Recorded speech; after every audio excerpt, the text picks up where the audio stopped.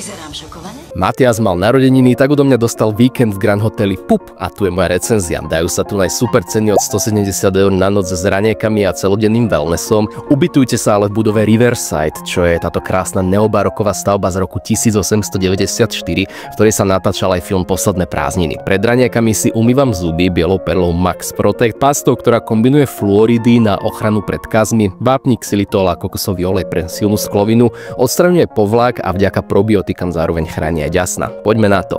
Ranieky v Pupe stoja za hriech, majú tu všetko, na čo som si spomenul. Slané, sladké, párky, aj palacinky, ovocie, zeleninu. Náš balíček má neobmedzený vstup do wellnessu, sauny sú otvorené od rána a táto párna ma skoro zabila, jaká bola vypeckovaná. Majú tu aj fínsku a bylinkovú, no prijal by som trošku viac saun, ale bazén a výrivka potešili. Skúsili sme aj kvetinový kúpel podľa historického receptu pôvodnej majiteľky, ktorý sa našiel zamurovaný pri rekonštrukcii hotela.